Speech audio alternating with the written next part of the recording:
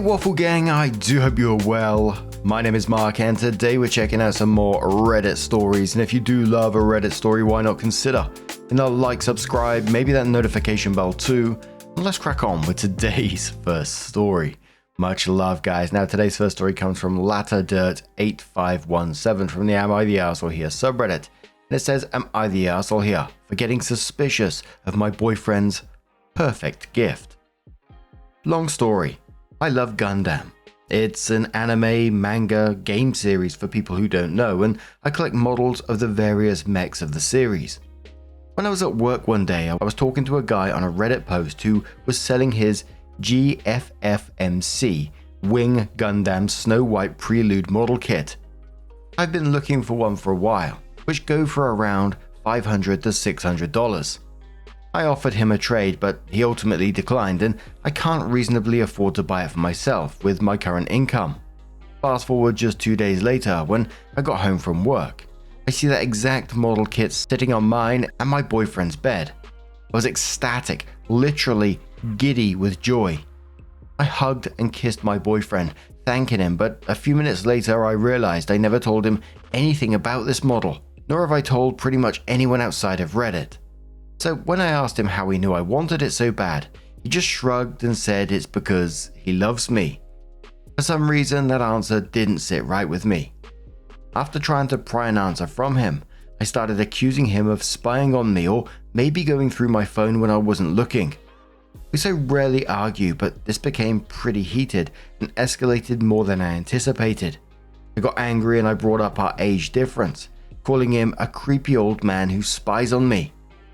I really regret doing that.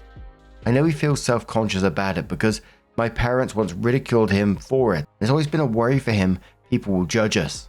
For reference, I'm 22 female and he's 32 male. He got pretty hurt by my words and he stopped arguing. He left for a little while before coming back and apologizing, saying he let the argument get out of hand. But I knew I hurt him, so I apologized for using something he's insecure about. He slept on the couch that night, even though I asked him to come to bed, and I told him I'd drop the issue. It's been 3 days and he's still acting kind of distant. But to be honest, it still bothers me how he knew I wanted that model kit when I never told him about it. I just wish he'd tell me how he knew. I don't want to seem ungrateful for his gift, but it's too late now. Short story. I got into a pretty bad argument with my boyfriend of 4 years because he got me a gift that was very oddly specific and too perfect. It made me suspicious, and when I asked him how he knew I wanted the thing he gave me, and he just shrugged and said he loves me. I didn't like that answer, so it escalated. Am I the arsehole for wanting to know how he knew about something I never talked to him about? But Burn My Mouth says, yep, you're totally the arsehole. If he was following your accounts, it seems it was not creeping, but trying to see what you really wanted to surprise you. And he did. More likely scenario is that you actually mentioned something about this in conversation and he picked up on it. I've done this numerous times with my wife, just overhearing a conversation or her making a comment about something that she doesn't think I'm listening to, and then surprise her with that item. Opie says I understand that. As far as I know, he doesn't use Reddit very much, and if he did follow my account or overheard me somehow, why can't he just tell me that? The commenter replies saying, because you came at him. OK says, you're the arsehole. I bet you did talk about it unless you're saying that you never share anything about yourself with your boyfriend. Opie says I do share my hobbies with him. I just don't tell him about everything I want because I know he'd just end up buying it for me. He makes a lot more than me, but I don't want to be that spoiled girlfriend who gets everything I ask for. The commenter replies saying, so he figured what a good thing was in the hobby you enjoy by listening to you and doing research, and you see that as a bad thing. Let me guess, you put no effort into gifts, so can't understand people that do. So OP does come in with an update and says, I wanted to make this post even though the first one didn't get much attention. I feel like I owe it to my boyfriend and the people who commented on the last one. I'd like to show some humility before I abandon this burner account. I was definitely the arsehole when it came to that situation. I took some time to think about it all, and the comments on the original post helped me reflect on my actions. I was being an insecure, immature, and controlling brat. I took what was supposed to be a loving and tender moment and I trampled all over it because of my irrational insecurities. Not only that, I hurt my boyfriend in a terrible way. exploiting his insecurities and making him feel like a creep, when I should have been accepting his loving offer that he worked so hard for. I know I have a control issue, where I feel as if people want to control and dictate everything I do, and for the first time I really let it out on someone I love. He didn't deserve that. He's always been very supportive of me, always been on my side and never trying to control me. I broke down when I got home from work yesterday. I apologized to him and told him it didn't matter how he found out about the Gundam model I wanted. I told him I was being irrational, stupid, and insecure. I begged him to forgive my stupidity, and I promised to work on my insecurities so this doesn't happen again. He gave me a giant hug and held me for a few minutes, saying he was sorry for being distant and not telling me how he knew about that specific model. I told him I really don't care how he knew, and I really don't want to know. I told him to return the gift because I didn't deserve it. But being the good man he is, he smiled and refused. He brought it back out and we put the model together as a couple. I'm lucky to have him. He's the best thing to happen to me, and this experience taught me a good lesson not to take him for granted. We're on good terms again, maybe even better than before. I know not many will care about this, but I didn't want to leave it open and cold. I want to thank the commenters on the original post. You're a part of the reason I realized my stupidity. I will work on myself so I can be the best partner for my boyfriend. I want to make him as happy as he makes me. Thanks for reading. Commenter says to OP, "Hey OP, I'm glad things worked out. Truly. I just wanted to say regarding the how he knew what you wanted. 1. He saw your comments on Reddit if he was in the open domain. 2. You have models of Gundam at home. Lots of them. Get excited every time you get a delivery of one. Therefore shopped around and found the most expensive one, and therefore thought you would love it and it would be unlikely that you would have it, and therefore kinda got lucky with that purchase. Number 2 seems more likely to me. Anyway, I wish you the best for the future." Dry Ask says, "I think you should have allowed him to tell you how he knew you wanted that model." Foolish says, "Yes, I'm very much curious just how he knew." Homburg says, "Same. She should have found out, if only to update Reddit." Chipsalt says, "Am I the arsehole here? I pretended to list Gundam models on Marketplace to see if my girlfriend is interested in that model specifically."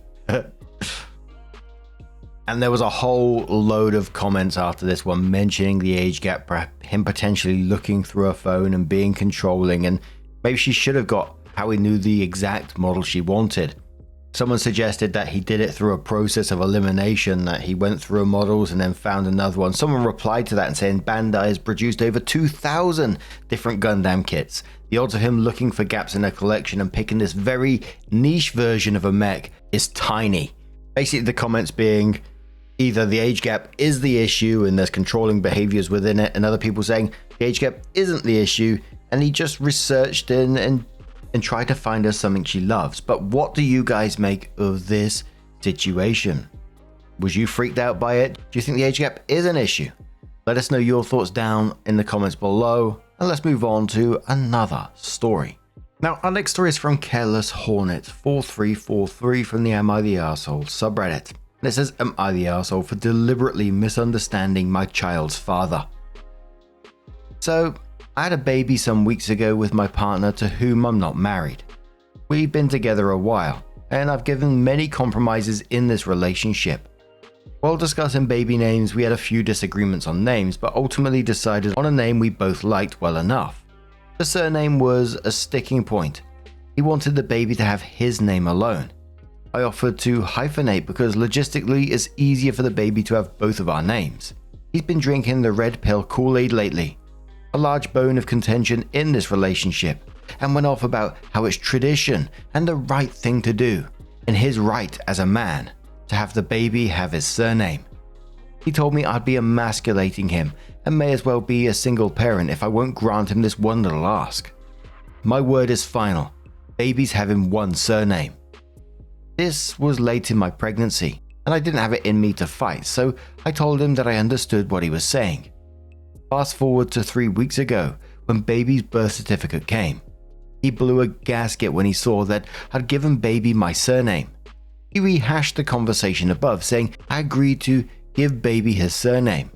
This is where I might be the arsehole. I did nothing of the sort. I told him I understood him. which I did, but I never said I agreed with him. I told him there was no way I was doing all the work of making a baby for him to stick his name on it.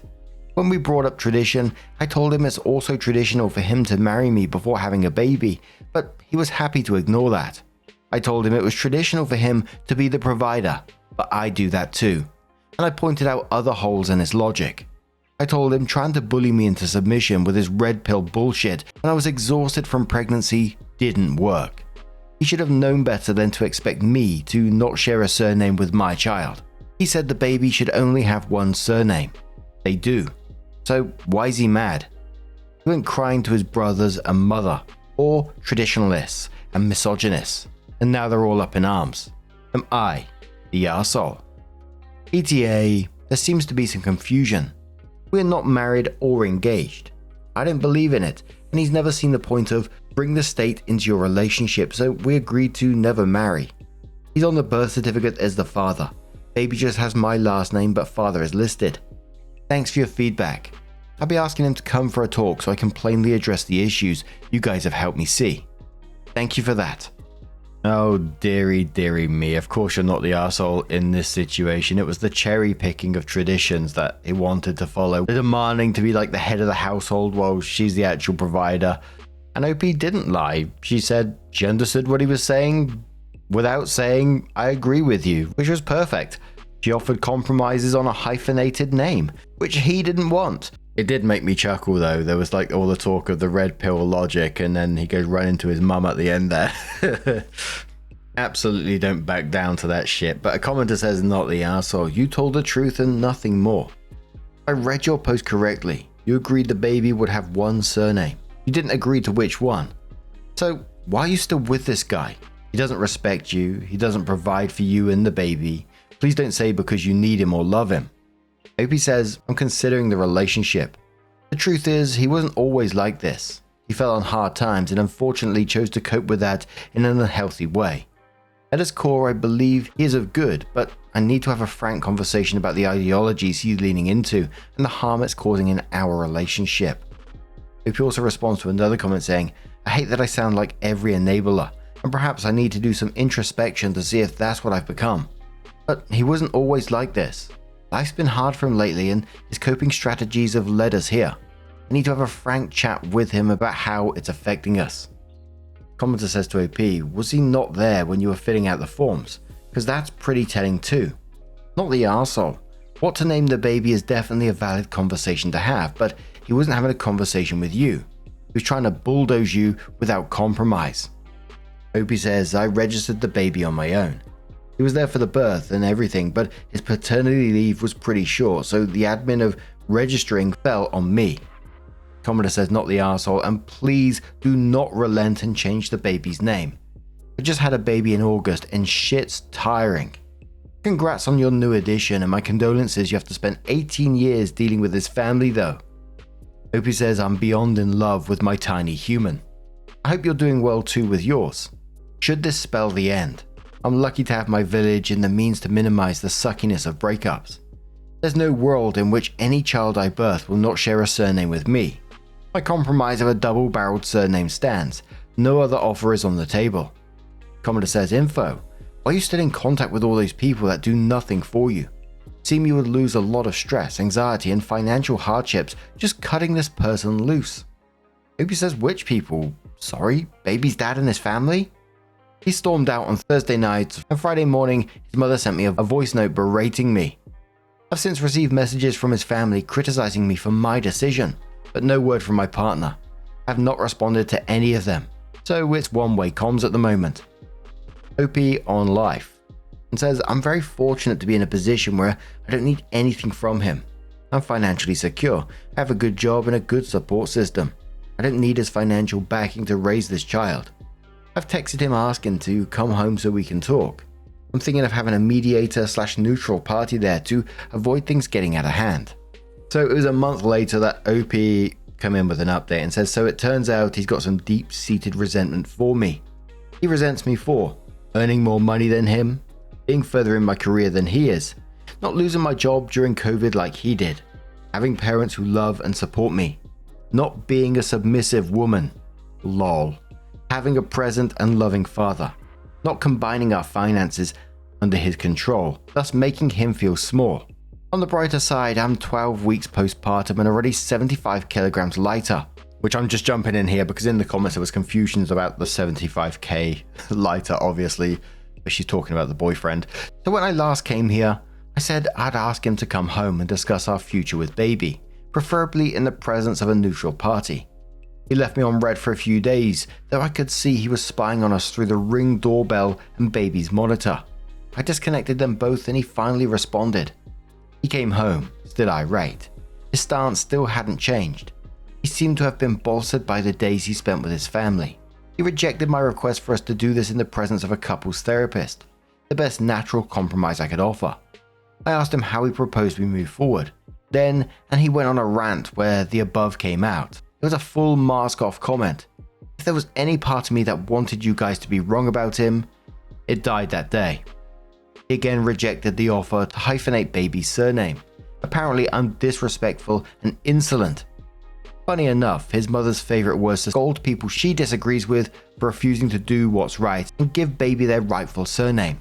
I told him I won't go through the administrative nightmare of having a different surname to my child, and lots of data shows a double-barrel surname is social currency that has positive connotations. Nope, he wouldn't budge. I told him neither would I. Baby either has both our surnames or mine alone. He asked if this was the hill I wanted this relationship to die on, if I was prepared to throw half a decade down the drain over my silly little feminism. I told him I wasn't sure there was anything left to fight for. We broke up. Thankfully, our, in his name, lease expires end of May. I called my dad and he came to help me pack up baby. X went back to his mum's while we packed. I messaged him to suggest we still need couples counseling. We need to learn to be co-parents and they can help us establish a healthy way of doing that. He again said no to that. My mum wanted to take me and baby on a baby moon holiday after this stressful period, but he would grant permission for me to take baby abroad. It was at that moment I wished I didn't have him on the birth certificate, like some of y'all accused me of.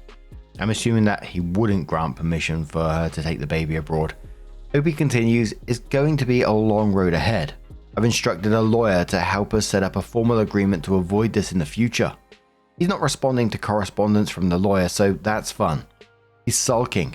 He used to do this a lot when things didn't go his way. I hope he'll soon realize I no longer have time for his BS and I won't be toyed with because I called his bluff and ended the relationship. To end on a bright note, a house I wanted us to buy a couple of years ago, which he talked me out of until he was back on his feet again, despite us being able to afford it on my salary alone, is back on the market. I took it as fate. It's time to move on from this man. It's a beautiful Victorian terrace near good schools, good transport links, a small garden, and close to my parents. It'd be the perfect home for baby and I. I put in an offer last night. Wish me luck. It's in chain, so if my offer's accepted, it won't be asked for months. But my parents have allowed baby and I to move into their granny annex for free. My village. Commoner says, he sounds like a horrible person, and he'll probably pass down his horrible ideologies of women and relationship to your child. But hey, I don't know you or him. No offense on that relationship, but is co-parenting even worth it? Opie says, he's not asked to see baby since we broke up, so to be honest, I don't think he'll have to do much co-parenting with him. Commodore says, unless there's an actual custody order in place, you don't need permission to take the baby anywhere. Opie says, I wish that were true. In my country, you need permission from both parents to take a child out of the country. Commodore says, I would go on your baby moon holiday with your mum. Opie says, definitely planning on it. I have 18 months of leave and I'd planned on doing a few trips. He presented a bump, but I'm sure we'll overcome it and take the baby to new places. So, 2.5 months after that, Opie came in with another update and says, hi. This is really more of a method to help me process per my therapist's guidance rather than anything else. He's dead. He died a week after my last update. His funeral was last month and it's been hell. He heard from a mutual friend that I put in an offer on the house and came to my parents, where baby and I were staying in a drunken rage. It was late, after 10, and he was causing a ruckus and disturbing the neighbors. He wouldn't leave and kept hurling nasty things at me. I was keeping his baby from him despite him making zero effort to see them after we separated. How I robbed him of his legacy. How I couldn't wait to be rid of him and how much he hated me. He went from begging to pleading to cursing me and trying to kick down my parents' door to crying. I opened the window and told him to leave or we'd call the police. He refused, so we called them. He ran away. I'm still not sure on the details because his family won't tell me. But I gather he was trying to cross a busy road with the awareness of a drunk, angry man and got hit by a car. He died before the ambulance arrived. I found out when his mother called, screaming down the phone, crying about how I'd killed him. She blames me. Even at his funeral, she made sure to tell people how I was to blame for her baby boy's untimely death. I know it's not my fault. Rationally and logically, I did not tell him to make the series of bad decisions that led to his death. I still feel guilty. His mother tried to claim his life insurance that I paid for. She said he'd told her he'd change it for her to be the beneficiary. I don't know how far true it is, but I refused and told her the purpose was to help set baby up for life if one or both of us met an untimely death. So that's what it will do. She's threatened to sue me, but I don't know where that will lead. I am exhausted, I'm tired and I'm grieving and I'm being told I have no right to mourn him. We got the house, but it won't be ready until late September. His mother tried to claim a share of that too, even though her son made no contributions to it. They made no efforts to see baby and refused to let me visit the funeral parlor with them to say goodbye to their dad. I'm drained. I was supposed to go back to work soon, but thankfully my employer is understanding. We booked a trip out of the country while we wait for the house's completion. I've become the target of a harassment campaign from ex's family who are calling me all sorts. I don't know why I'm sharing this here. Perhaps because I've deleted all of my own social media accounts. It's nice to be able to post somewhere where no one knows me. Where no one will accost me in the streets or at work or at home to call me a murderer. Ugh, dearie me, that family is absolutely awful. Like through the whole post, their behavior stayed consistently shit throughout the entire ordeal, supporting the misogynistic demands, blaming her for his death, trying to steal life insurance and claiming ownership of her house, and refusing to let her say goodbye. You know, the dude was pissing me off when he was making zero effort to see his child after the breakup. I was just thinking, you know, that just shows it all for me, really. And then showed up drunk and enraged about his legacy. It really just showed to me that it wasn't about the baby, it was more about control and ownership. But I think OP handled all of this really well. I can't imagine what they're going through right now. Yes, this guy has been absolute trash, but he was still a big part of her life, and you know, that's going to affect her in some way, from multiple angles, I imagine.